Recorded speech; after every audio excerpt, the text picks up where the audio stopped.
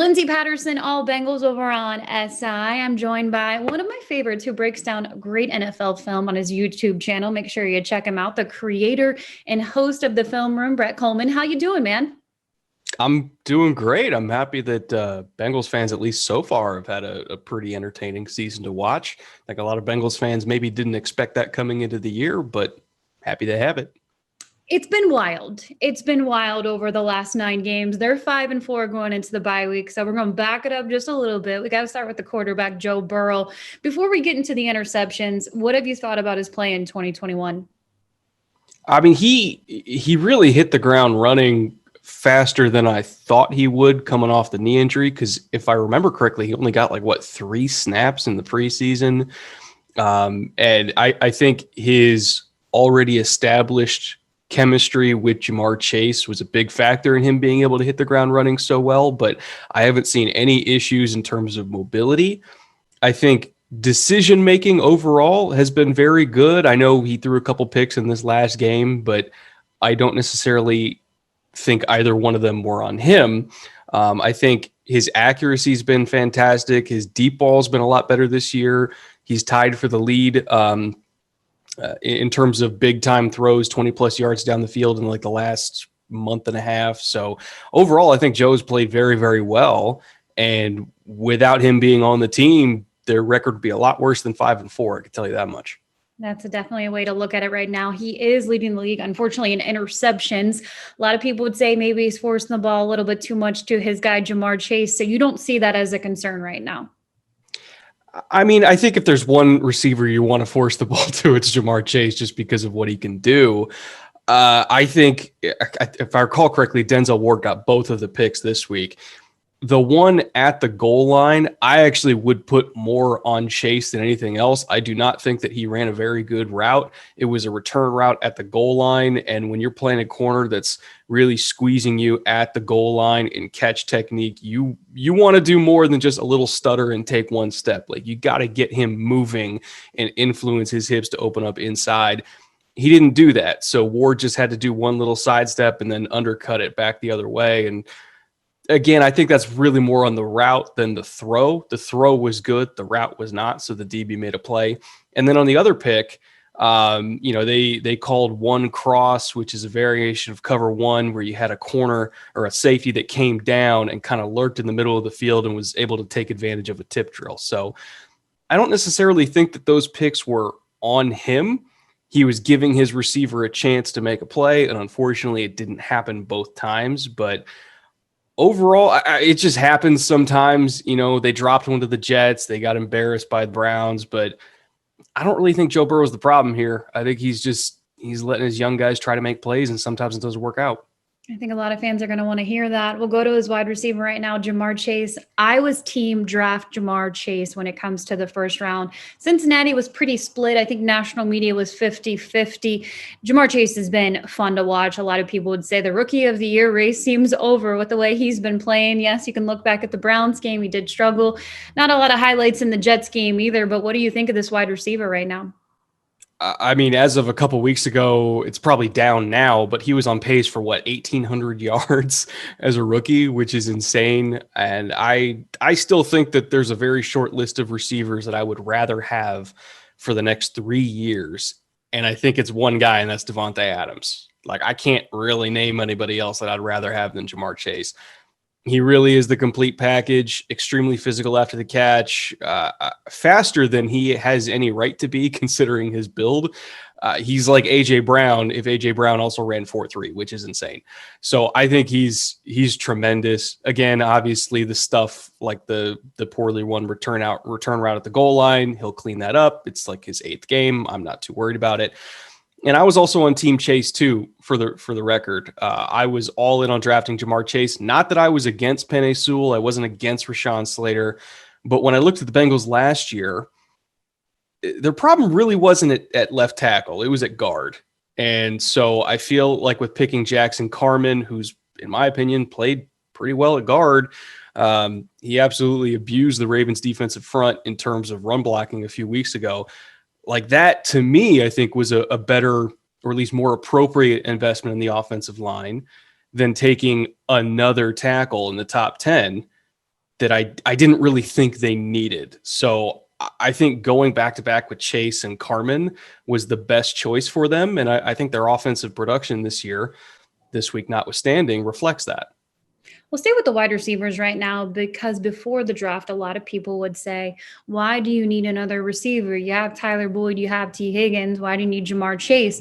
Well, Tyler Boyd, for me personally, I think he's underrated in the NFL as a slot receiver. But one of the things that this offense has struggled with over the last couple of weeks is getting him involved. Have you noticed that on film? And what does this team need to do to get him back in there? I do feel like, maybe Joe could give him a few more looks because he's not getting bracketed at all. We're seeing a lot of attention shifted towards Jamar Chase, like say on that interception, on the tip drill, like they rolled down the corner in one cross specifically to give help against Jamar Chase, where you got Boyd running, one-on-one down the field and you can go give him a chance. So I do want to see Joe get him more involved and maybe not lock in so much on Chase when it's very clear that defenses care more about him than anyone else on the field. But I agree with you that Tyler Boyd's a really good receiver. And if he's your number 3, you're probably doing okay. He's always going to be alone. Like if you're going to double anybody, it's not Tyler Boyd. So I would give him more chances and hopefully Zach Taylor, finds a way to kind of take advantage of that and go to Joe on the sideline and say, look, Tyler's all alone over there. Just give him a shot. When you look at a running back like Joe Mixon, I think the biggest thing with this offense is being able to balance the ground game also in there. And at times they've been able to do that. I think getting him involved by just short passes at times. What have you thought about Joe Mixon in 2021? He's always been a very talented player in all facets of the game, both as a runner and as a receiver. Obviously, for a few years there when there was no offensive line talent, you never really got to see the production that talent-wise he is capable of. And now I think we're starting to see what he can do, especially as a receiver. But it's never really going to be enough. Again, there's so many mouths to feed on this offense. Like you're never going to be able to feature any of them as much as maybe they would be in a lot of other teams, because you have Chase and Higgins and Boyd and Uzama's showing up out of nowhere this year.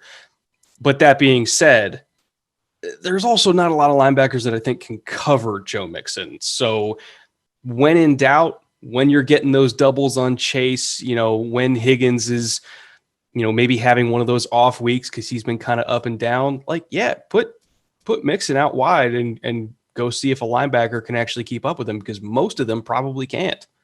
One of the biggest surprises I felt like the start of the season, not telling in the last 2 games, but has been this defense. A lot of people could look at it on paper and say they really don't have a lot of superstars. I know Jesse Bates had himself a season last year. It's kind of declining a little bit right now in the safety room, but what do you think about this defense right now?